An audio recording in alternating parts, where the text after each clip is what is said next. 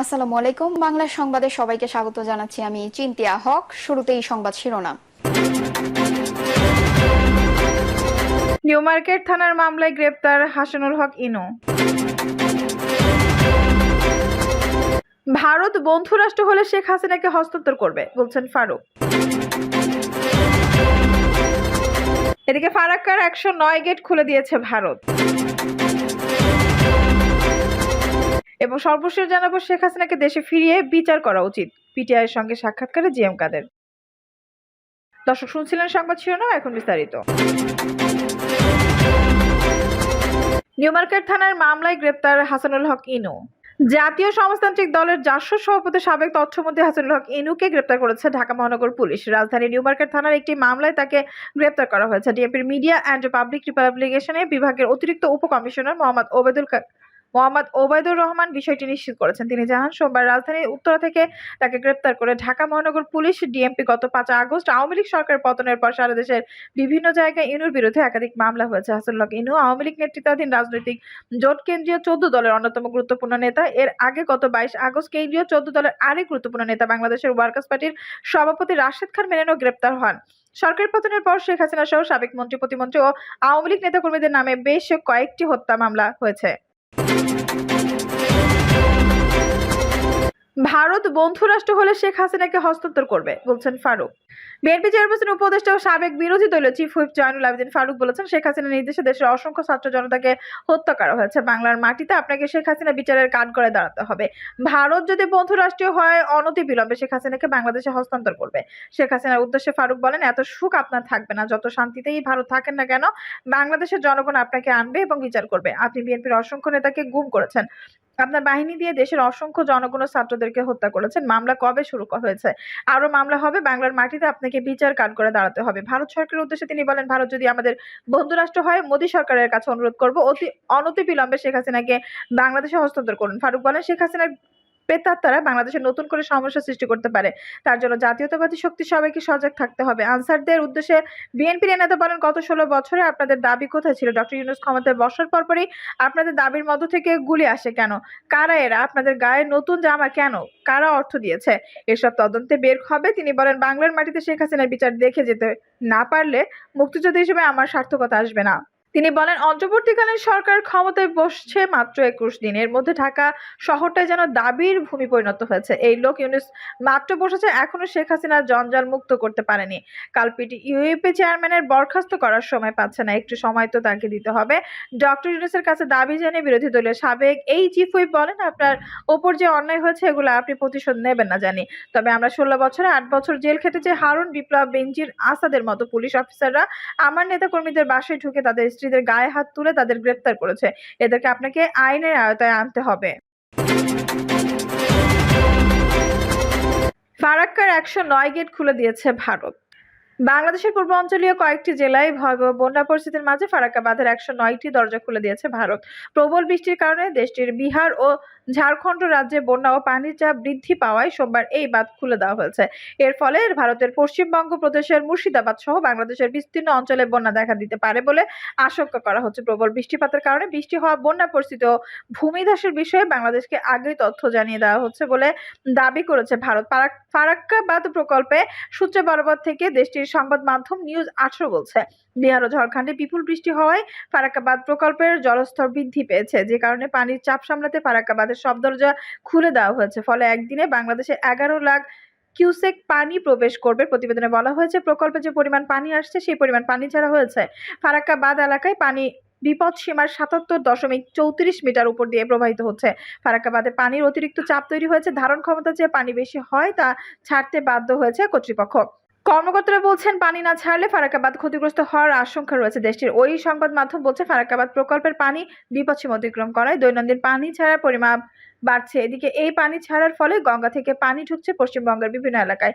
বন্যার আশঙ্কা তৈরি হয়েছে মুর্শিদাবাদ জেলায়। বিহার, ঝাড়খণ্ড সহ গঙ্গার উচ্চ অববাহিকায় ব্যাপক বৃষ্টিপাত হওয়ায় গঙ্গায় হু হু করে পানি বাড়ছে। ফারাক্কা বাঁধ কর্তৃপক্ষ বলছে, প্রতিবেশী দুই রাজ্য বিহার, ঝাড়খণ্ডে বন্যা দেখা যাওয়ায় ফারাক্কা বাঁধে পানির চাপ রয়েছে, তবে নেপালের পাহাড় থেকে এখনো কোনো পানি নেমে আসার কিছুটা স্বস্তি রয়েছে।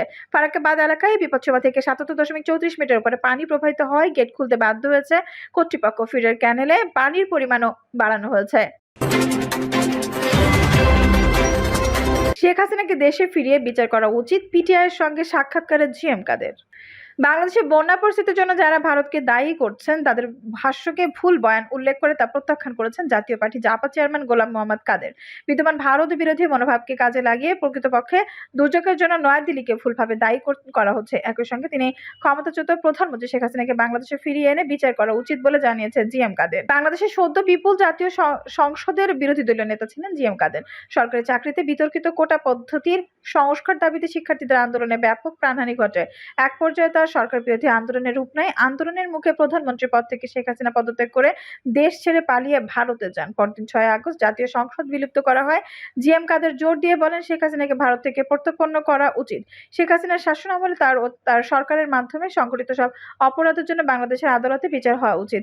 ভারতের বার্তা সংস্থা পিটিআইকে দেওয়া এক সাক্ষাৎকারে বাংলাদেশের সাবেক এই মন্ত্রী বলেন, উভয় দেশের জনগণ যখন সুসম্পর্ক চায় তখন একটি দেশের সর্বোচ্চ প্রভুসুলভ আচরণ বন্ধ করাটা গুরুত্বপূর্ণ। এর পরিবর্তে একে অপরকে সমান অংশীদার হিসেবে বিবেচনা করা জরুরি। বাংলাদেশে ভারত খেদাও প্রচারণার ব্যাপারে জিএম কাদের বলেন, এই বিদ্বেষে ভারতের বিরুদ্ধে নয়, বরং বাংলাদেশে একটি স্বৈরাচারী শাসনের সূচনা ও অপশাসনের অনেক অভিযোগ থাকা সত্ত্বেও দেশটির একটি নির্দিষ্ট রাজনৈতিক ও তার নেত্রী দল শেখ হাসিনা ভারতের প্রশ্নাতীত সমর্থনের নীতির বিরুদ্ধে এই বিদ্বেষ। ৭৬ বছর বয়সী এই রাজনীতিবিদ বলেন, বাংলাদেশে বন্যার জন্য ভারতকে দায়ী করা ঠিক নয়, এটি একটি ভুল ভাষ্য। বন্যা বা কোনো প্রাকৃতিক দুর্যোগের জন্য আপনি কিভাবে কাউকে দোষ দিতে পারেন? নিচু এলাকার পানি প্রবাহিত হবে, এটাই স্বাভাবিক। আমরা যে সমস্যার মোকাবেলা করছি সেটি হচ্ছে ভারত থেকে পানি কম ছাড়া।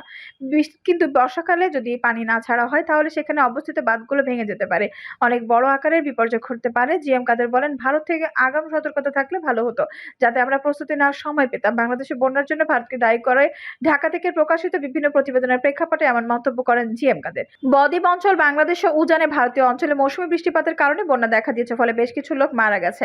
বাংলাদেশে প্রায় ৩০ লাখ মানুষ ক্ষতিগ্রস্ত হয়েছে। এই বিষয়টি বাংলাদেশে একটি রাজনৈতিক পট পরিবর্তনের মধ্য দিয়ে নতুন গঠিত অন্তর্বর্তী সরকারের জন্য একটি বড় প্রশাসনিক চ্যালেঞ্জ তৈরি করেছে। ত্রিপুরায় গোমতী নদীর বাঁধ খুলে দেওয়ার কারণে বাংলাদেশের কিছু অংশে বর্তমান বন্যা পরিস্থিতি সৃষ্টি হয়েছে বলে যেসব খবর আসছে সেগুলোকে গত বৃহস্পতিবার ভুল প্রতিবেদন হিসেবে দাবি করেছে ভারত। নয়াদিল্লিতে ভারতের পররাষ্ট্র মন্ত্রণালয় বলছে, দুই দেশের অভিন্ন নদীর বন্যা উভয় দেশের জন্য একটি অভিন্ন সমস্যা, যা উভয় দেশের মানুষকে প্রভাবিত করে। এই সমস্যার সমাধানে উভয় দেশের ঘনিষ্ঠ পারস্পরিক সহযোগিতা প্রয়োজন। জিএম কাদের বলেন, যারা পরিস্থিতি বোঝেন না এবং বর্তমান ভারত বিরোধী মনোভাব ব্যবহার করছেন তারা মানুষকে বিভ্রান্ত করার চেষ্টা করছেন। স্বাভাবিকভাবেই পানি উচ্চতা থেকে নদীর দিকে প্রবাহিত হবে। যদি বাঁধ থেকে অতিরিক্ত পানি ছাড়া না হয় তাহলে বাঁধগুলো ভেঙে যেতে পারে, বড় ধরনের বিপর্যয় ঘটতে পারে। বাংলাদেশের ওপর দিয়ে ২০০টির বেশি নদী প্রবাহিত হচ্ছে। বাংলাদেশে ভারতের মধ্যকার অভিন্ন নদী ৫৪টি। ভারত বাংলাদেশের সমন্বয়ে পরীক্ষিত বন্ধু হওয়া সত্ত্বেও দেশটিতে ভারত বিরোধী মনোভাব বৃদ্ধির বিষয়ে করা এক প্রশ্নের জবাবে জিএম কাদের বলেন, ভারত বিরোধী মনোভাব ভারতের জনগণের বিরুদ্ধে নয়, নীতি নির্ধারকদের বিরুদ্ধে, খুব ভারতীয় জনগণের বিরুদ্ধে নয়।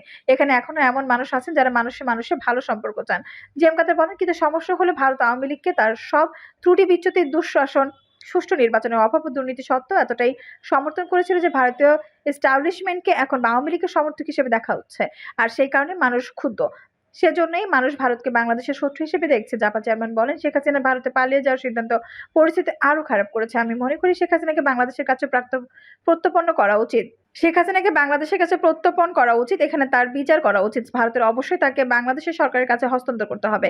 বাংলাদেশের অন্তর্বর্তী সরকার ক্ষমতাচ্যুত প্রধানমন্ত্রী শেখ হাসিনা সহ তার সাবেক মন্ত্রিসভার সদস্যদের কূটনৈতিক পাসপোর্ট বাতিল করেছে। ভারত বাংলাদেশের দ্বিপাক্ষিক সম্পর্কের ভবিষ্যৎ সম্পর্কে কথা বলতে গিয়ে জিএম কাদের বলেন, উভয় দেশের একে অপরের প্রয়োজন। আওয়ামী লীগ সরকারের পতনের পর এখন একটি নতুন ও ইতিবাচক দৃষ্টিভঙ্গি গ্রহণ করতে হবে। জাপা চেয়ারম্যান বলেন, আওয়ামী লীগ এখন অতীত, আমাদের সামনে তাকাতে হবে। উভয় দেশকে বসতে হবে, দ্বিপাক্ষিক সম্পর্ক উন্নয়নের উপায় পূর্ণ বিবেচনা করতে হবে। যাই হোক, দুই দেশের মধ্যে সম্পর্কের ক্ষেত্রে উভয়কে সমান হিসেবে বিবেচনা করা উচিত এবং ভারতকে যে কোনো ধরনের বড় ভাই সুলভ মনোভাব এড়ানো উচিত। কারোর সর্বোচ্চ প্রভুর মতো আচরণ করা উচিত নয়। বাংলাদেশের বর্তমান পরিস্থিতি প্রসঙ্গে জিএম কাদের বলেন, দেশের মানুষ যত দ্রুত সম্ভব গণতান্ত্রিক প্রক্রিয়া ফিরিতে চায়। জাপা চেয়ারম্যান বলেন, এই মুহূর্তে জনগণের অভ্যন্তরীণ পরে সাধারণ জনগণ একটি সঠিক গণতান্ত্রিক কাঠামো চায়। কয়েক দশক ধরে জনগণের ভোটে সরকার গঠন করা হলেও সেসব সরকার কখনো জনগণের জন্য কাজ করেনি। কোনো একক রাজনৈতিক দল বা ব্যক্তির খুব শক্তিশালী হওয়া রুখতে শুধু সরকারি কাঠামোতেই নয়, সংবিধানও সংস্কার আনার আহ্বান জানান জিএম কাদের। জিএম কাদের বলেন, অতীতের আমরা দেখেছি দলগুলো ক্ষমতায় আসার পর স্বাধীন প্রতিষ্ঠানগুলোকে দুর্বল করে স্বৈরাচারী শাসকে পরিণত হয়েছে। এটা হওয়া উচিত নয়। প্রয়োজনে এই প্রবণতা বন্ধ করতে আমাদের সংবিধান সংস্কার করা উচিত। দর্শক, এই ছিল এখনকার সর্বশেষ সংবাদ। নিউজটি ভালো লাগলে অবশ্যই একটা লাইক দিন, কমেন্টে আপনার মূল্যবান মতামত জানান। সবসময় আমাদের পাশে থাকতে সাবস্ক্রাইব করে বেল বাটনটি অন করে রাখুন। ধন্যবাদ।